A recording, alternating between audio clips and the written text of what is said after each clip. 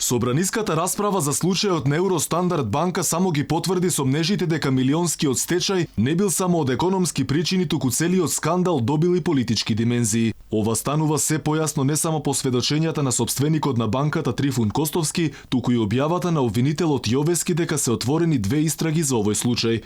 Едниот во основното јавно обвинителство Скопје врз основа на известување на Управата за финансиска полиција за кривично дело злоупотреба на службена положба и овластување.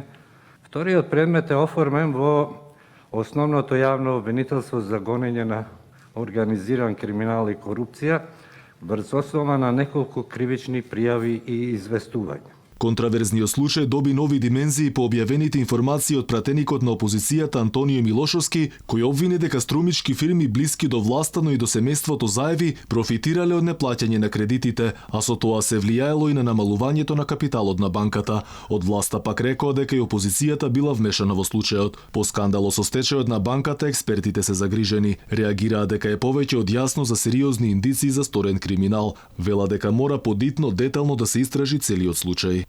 Она што го раскажува Костовски може изгледа како некаква фикција или приказна нестварна, но ние истите такви действија ги видовме и ги гледаме и во други случаи, како што е и случајот Кубус и други предмети кои што ни дојдат со исти такви действија на извлекување на пари од банките. Имаме и јасни разработени постапки од страна на Министерството за внатрешни работи и Управа за финансиско разузнавање кои што укажуваат јасно на тоа дека се извлекувани пари од банките за да се слеваат на сметки и во имоти на приватни лица.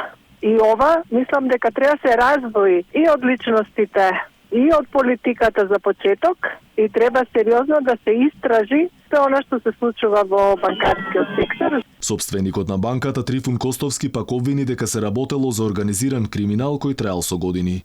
Претходно гувернерката Анита Ангеловска-Бежовска, која конкретно не одговори на дел од прашањата, рече дека одземањето на дозволата за работа на една банка е најтешка одлука на секоја централна банка и дека пред да се донесе одлука биле исцрпени сите механизми. Инаку дозволата за работа на банката беше одземена во август годинава поради неконтролираното преземање ризик, но и поради големото издвојување на резервации за кредитите кои не се враќале на време. Инаку штетените штедачи уште еднаш излегува на протест пред собранието и бараа да им бидат вратени парите.